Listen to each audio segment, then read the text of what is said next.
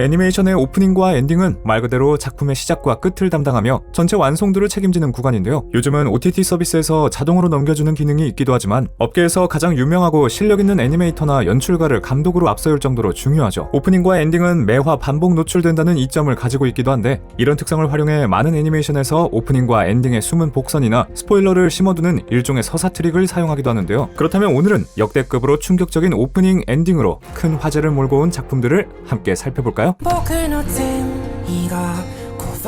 주술회전 회옥 옥절편의 엔딩 등불 아카리는 고조와 게토의 학창시절을 배경으로 아름다운 청춘의 한 장면을 표현하고 있는 듯한데요. 하지만 회옥 옥절편의 스토리가 진행될수록 고조와 게토가 이미 엇갈린 운명이었다는 것이 드러나며 깊은 여운을 남기죠. 엔딩을 자세히 분석해보면 화기애애하고 밝은 모습을 보이는 다른 인물들과 달리 게토는 엔딩 내내 무표정하고 어두운 모습으로 그려지고 그에 비해 고조는 평소와 다름없는 장난스러운 태도를 취하지만 가끔 무표정하게 하늘을 올려다보곤 하는데요. 이는 게토에게 변화가 생기기 시작하고 이를 고조가 눈치채면서 둘 사이에 서서히 감정적 거리가 생기고 있었음을 암시합니다. 또한 반복해서 등장하는 물고기 상징 역시 인상적인데요. 팬들은 이 물고기가 영역 본능이 강해 한 수조에서 두 마리의 수컷이 살아갈 수 없는 베타 열대어로 해석하기도 하고 또 색에 따라 다른 의미를 상징하고 있는 비단잉어로 해석하기도 합니다. 물고기의 종류에 따른 해석은 여러 가지지만 검은 물고기가 게토를, 흰 물고기가 고조를 상징한다는 것은 분명해 보이죠. 화려한 지느러미가 특징인 베타 열대어는 스트레스를 받으면 지느러미가 찢어지는데 중간에 검은색으로 변한 물고기의 지느러미가 찢어져 있어 작중 내내 큰 스트레스를 받다가 타락한 게토의 운명을 상징한다고 할 수 있는데요. 또 비단잉어로 해석했을 때에는 검은 비단잉어가 부정한 에너지를 흡수한다는 상징을 가지고 있어 주령을 거둬들여 사역하는 주령조술의 주술사 게토를 좀 더 직접적으로 상징한다고 볼 수도 있죠. 이런 상징을 생각해보면 끝까지 검은 물고기에게서 눈을 떼지 않는 고조와 중간에 눈을 감아버리는 게토의 모습은 이미 둘 사이에 되돌릴 수 없는 균열이 생겼다는 것을 표현한 것 같아요. 특히 게토에게 이상 기류를 눈치채고 심리적 거리감을 느끼면서도 평소와 다를 것 없이 장난을 치는 게 최선이었던 고조의 마음이 고조를 데리러 가는 내내 일부러 늦게 도착하려는 듯 딴청을 부리는 모습에서 잘 나타나 있어 많은 팬들의 억장을 무너뜨렸을 뿐 아니라 본편인 회옥 옥절편의 비극을 더 심화시키는 훌륭한 장치가 되었죠. 宇治のように呪霊が湧いた。みんなは知らない呪霊の味。払う、取り込む。誰のために。それが私の選んだ本音。 귀여운 그림체의 평범한 여고생 일상물처럼 보이는 학교 생활은 1화 전체를 시청자들을 낳기 위한 미끼로 사용하는 파격적인 전개로 유명한데요. 1화의 오프닝과 엔딩 역시 귀엽고 풋풋함으로 가득 차 있지만 1화 엔딩 직전 충격적인 반전이 밝혀진 뒤 이어지는 2화 오프닝부터 조금씩 이전과는 전혀 다른 분위기를 드러내죠. 한마디로 학교 생활은 애니메이션 1화 본편, 오프닝과 엔딩 모두 시청자들을 속이기 위한 가면으로 사용한다는 공격적인 연출을 시도한 작품인데요. 오프닝과 엔딩을 시청자의 인식을 붕괴시키는 연출 장치로 활용한 가장 성공적인 케이스로 손꼽히는 작품이기도 하죠. 실제로 반전이 공개된 이후 학교 생활은 단기간에 조회수가 급등하며 큰 화제를 모았습니다. 이 작품에 숨겨진 정체는 사실 재난 좀비물이라는 것인데요. 1화에 그려진 풋풋하고 귀여운 여고생들의 일상은 주인공 유키가 끔찍한 현실을 견디기 위해 만들어낸 망상에 불과했죠. 太郎丸が逃げ出してさ。先輩、どうしたの？ 이 데뷔는 1화와 2화의 오프닝을 비교해보면 더욱 확실하게 알 수 있는데요. 1화 오프닝에선 평범한 학교의 모습이 등장하지만 2화부터는 좀비가 득식을 거리는 폐허가 된 학교의 모습이 분위기를 반전시키죠. 특히 학교 생활의 오프닝은 그림체도 귀엽고 색감도 밝은 데다가 주제곡 역시 경쾌하고 통통 튀는 분위기라 반전 효과가 더 큰데요. 이어지는 나머지 오프닝에서도 인물의 심리 상태나 상황에 따라 장면이 바뀌거나 불길한 상징들이 추가되며 오프닝 자체가 본편의 연장선 같은 효과를 남기죠. ゆっくり休んでください。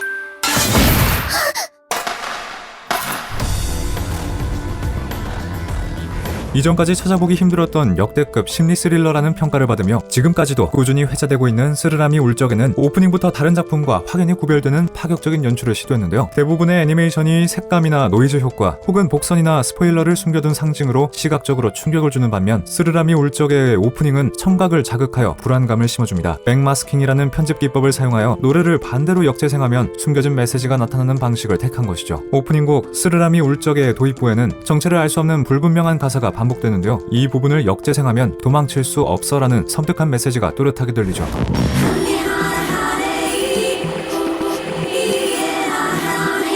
메시지의 내용도 소름 끼치지만 백마스킹 기법 특유의 효과로 소리가 기괴하게 왜곡되어 뜻을 모르고 들어도 소름 끼치는데요. 이 도망칠 수 없어라는 메시지는 작중에서 무한한 비극의 루프 속에 갇혀있는 주인공 케이이치가 처한 현실과 딱 맞아떨어집니다. 괴물이나 귀신이 나오는 게 아니라 폐쇄된 시골에서 가장 가까이에 있는 사람들을 의심해야 하는 삶을 살아가는 케이이치의 고통을 더욱 배가시키는 섬뜩한 오프닝이죠. 이뿐만 아니라 오프닝에 스쳐 지나가는 피범벅이 된 친구들의 모습과 불안할 정도로 화려하게 피는 꽃들의 이미지 역시 케이이치가 속한 세계가 정상이 아니라는 것을 암시하고 있습니다.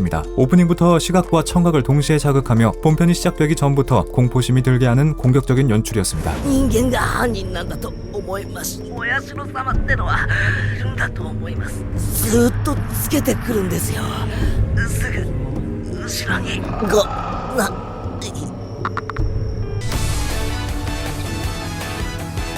4월의 너의 거짓말은 학교 생활처럼 대놓고 분위기를 뒤집어 시청자들을 속이는 트릭을 사용하지는 않았지만 작품을 다 보고 난 뒤 다시 오프닝과 엔딩을 확인해보면 처음부터 많은 암시를 하고 있었구나라는 생각이 들 정도로 오프닝과 엔딩의 결말을 유추할 수 있는 연출을 많이 시도했는데요. 이 작품은 어머니의 죽음 이후 깊은 트라우마를 안고 살아가던 주인공 코세이가 밝고 자유로운 바이올리니스트 카오리를 만나 상처를 치료하고 함께 음악의 삶을 살아가는 치유물처럼 보입니다. 彼と出会った瞬間、私の人生が変わったの。世界が輝き出したの。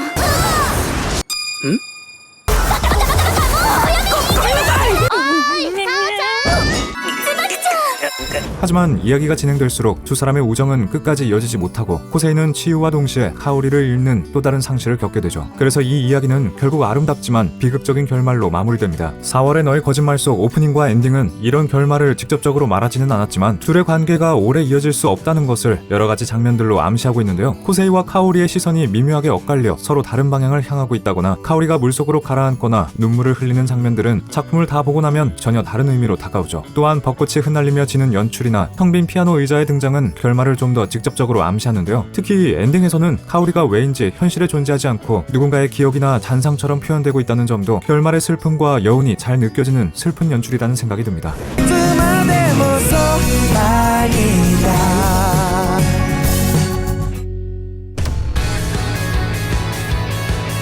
나만이 없는 거리는 아동 유괴 사건과 타임루프 설정을 결합한 서스펜스 드라마로 가볍지 않은 여러가지 가정 문제들을 탄탄한 플롯에 잘 녹여냈는데요. 추리와 타임루프 어느 쪽에 중점을 두어도 잘 만들어진 수작이라는 평가를 받고 있죠. 스토리가 진행될수록 오프닝과 엔딩에도 여러 실마리를 숨겨두어 시청자들이 함께 작품에 과몰입할 수 있게 돕고 있습니다. 주인공 사토루는 사고나 비극이 일어나기 직전 몇 분 전으로 시간을 되돌리는 타임루프 능력 리바이벌을 가지고 있는데요. 오프닝에서는 이런 사토루의 능력을 어른이 된 사토루와 어린 시절의 사토루가 영화관에서 만나는 것으로 표현하죠. 오프닝의 구성이 굉장히 긴장감 있게 짜여져 있어 작품을 보지 않은 사람도 충분히 스릴을 느낄 수 있을 정도입니다. 또 내용이 전개되는 시점에 맞춰 오프닝의 내용이 바뀌기도 하는데요. 진범의 정체가 드러난 이후에는 그동안 의심받고 있던 용의자들의 눈에 칠해져 있던 자국이 사라지고 한 회차 오프닝에서는 아예 주인공 사토루가 등장하지 않기도 하죠. 게다가 오프닝 속 사토루가 어른에서 아이로 변하는 순서가 작중 발생한 루프의 순서와 일치하는 등 세세한 부분까지 수많은 복선을 깔아놓은 것을 작품을 다 보고 나서야 깨닫게 됩니다. 엔딩 역시 오프닝 못지않게 소름 끼친다는 평가를 받는데요.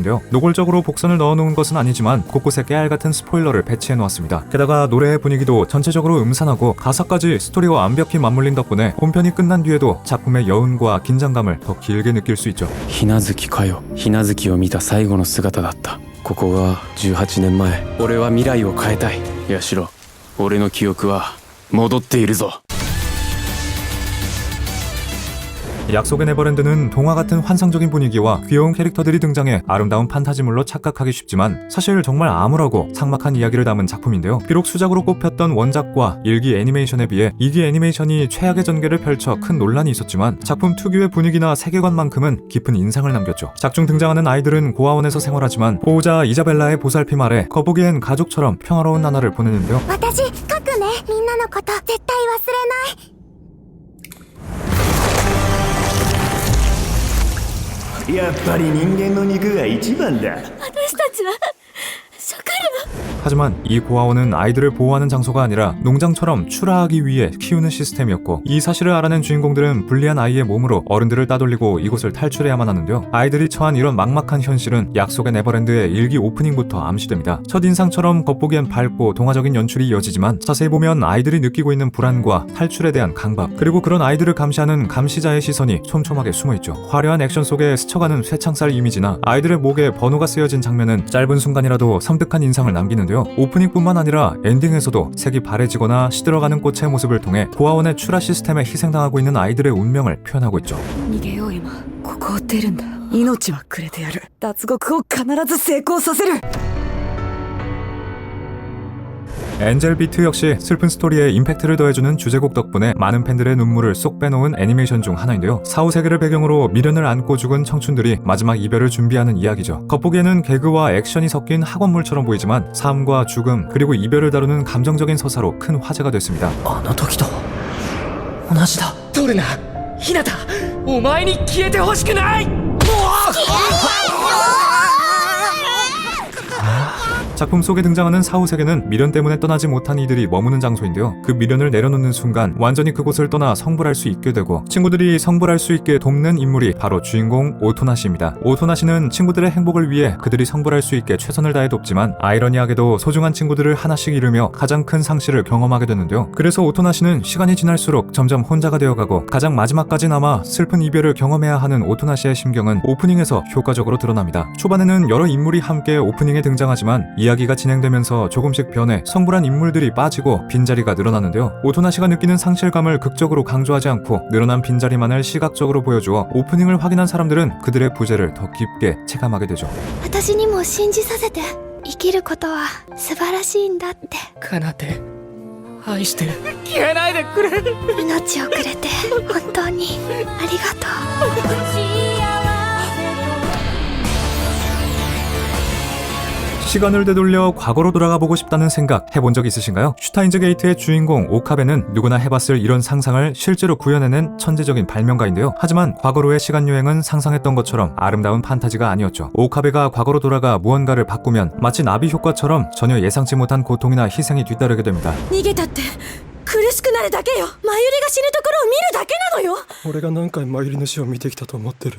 슈타인즈 게이트의 오프닝에서는 이런 주제가 그대로 드러나는데요. 시간여행이 즐겁고 신비한 판타지가 아니라 선택에는 반드시 대가가 따른다는 개념으로 시각화하고 있죠. 오프닝 전반에 깔려있는 글리치 효과는 돌아간 과거가 불완전한 세계라는 것을 암시하고 한 장면 안에 겹쳐있는 수많은 오카베의 모습은 희생과 실패를 바로잡기 위해 수없이 시간을 뛰어넘고 있는 오카베를 보여주고 있습니다. 오프닝뿐만 아니라 엔딩 역시 가사 자체가 선택에 대한 비극을 암시하는 스포일러로 느껴질 정도로 많은 메시지를 전하고 있는데요. 그럼에도 슈타인즈 게이트의 오프닝이 유독 유명한 이유는 본작에서 느낄 수 있었던 카타르시스를 훌륭한 연출로 재현해냈다는 점입니다. 오카베가 슈타인즈 게이트라고 불리는 처음으로 아무도 희생되지 않는 해결법을 찾아내자 오프닝은 그에 맞춰 이전까지 시간여행을 상징하던 글리치를 제거하고 흑백 연출에서 컬러 연출로 완전히 뒤바뀌는데요. 이것은 오카베가 드디어 고통뿐이었던 시간여행에서 벗어나 새로운 세계인 슈타인즈 세계선으로 돌입했다는 것을 알리는 선언이었습니다. もしもマキセ・クリスを助けることだと言ったらどういうことだ。私が受けたミッションは一つマキセ・クリスを救いシュタインズゲートを目指せ誰も 한국에서도 큰 인기를 얻고 있는 일본 뮤지션 요아소비가 참여해 화제가 된 최애 아이 오프닝 속에도 작품을 관통하는 상징들이 담겨 있는데요. 아이돌이라는 제목의 오프닝 곡은 화려한 아이돌의 무대를 연상시키지만 곳곳에 어둡고 불안한 요소를 섞어 강한 반전의 인상을 남기죠. 최애 아이는 연예계에서 성공을 꿈꾸는 아이돌의 성장기처럼 보이는 첫인상과 달리 초반부터 전혀 예상치 못한 파격적인 전개를 이어가며 엄청난 화제를 몰고 온 작품인데요. 주인공 아쿠아의 목표는 아이돌로서 성공이 아니라 어머니의 죽음에 얽힌 진실을 밝히고 복수를 완수하는 데에 있습니다. としたら残るは僕らの父親芸能界にいる監督俺を育てる気はない 오프닝에서는 아쿠아와 쌍둥이 동생 루비의 눈동자의 빛과 그들의 어머니 아이의 눈에 동일한 빛을 강조하며 아이를 계기로 아쿠아와 루비가 연예계에 발을 들인 것을 보여주는데요. 음악이나 무대 연출이 무척 화려해 보이지만 가사는 작품 전체의 시나리오를 관통하는 경고문에 가깝습니다. 가사 전체를 자세히 분석해보면 진짜 감정을 숨기고 거짓을 연기하고 있는 아이돌의 현실이 반영되어 있는데요. 팬에게 말을 거는 듯한 말투를 하고 있지만 연기를 하는 삶을 정당화하는 내용이 이어집니다.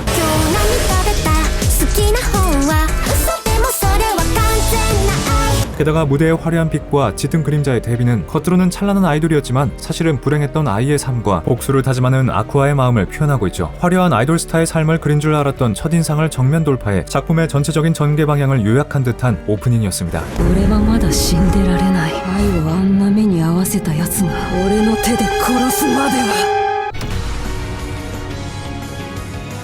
귀엽고 밝은 마법소녀 애니메이션을 기대하고 왔다가 큰 충격을 받은 사람들이 수두룩하다는 전설의 작품 마법소녀 마도카 마기카. 본편과 마찬가지로 오프닝 역시 언뜻 보면 귀엽고 풋풋한 마법소녀의 일상을 담은 듯 밝고 상큼한 분위기가 가득한데요. あなたたちにとっても人事じゃないものねこれがソウルジェム。僕は君たちの願い事を何でも一つ叶えてあげる。どんな奇跡だって起こしてあげられるよ。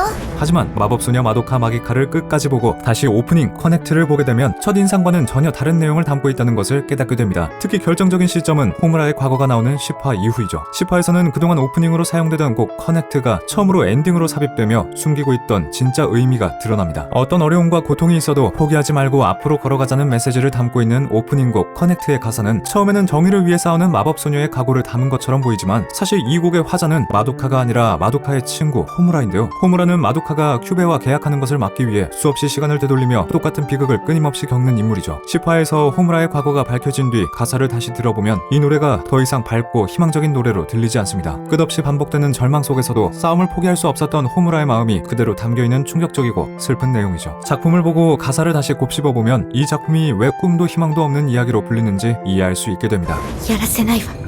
絶対に。みんなキューベイに騙されてる。約束するわ。何度繰り返すことになっても。まどか、たった一人の私の友達。あなたのためなら私は何度でも繰り返す。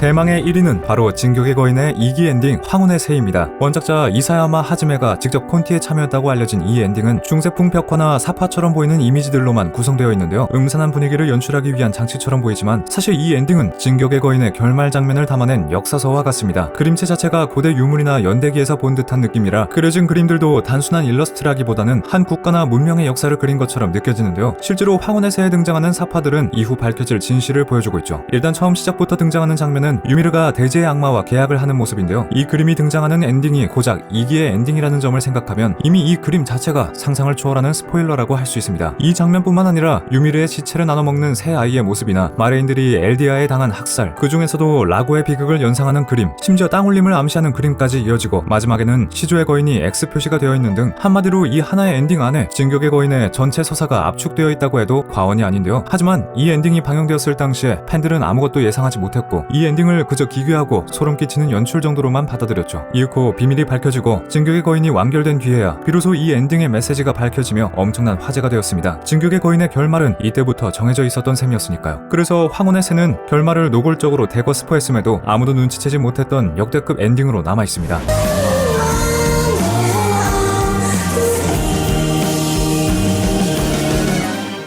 지금까지 역대급 충격적이었던 오프닝과 엔딩을 가진 작품들을 살펴보았는데요. 무심코 그냥 넘겼던 오프닝과 엔딩에 이렇게 많은 이야기가 담겨 있었더니 앞으로는 작품을 다 보고 난 뒤에도 한 번씩 꼭 되돌려보게 될 것 같습니다. 오늘 소개해드린 작품 중 가장 인상 깊었던 작품은 무엇인가요?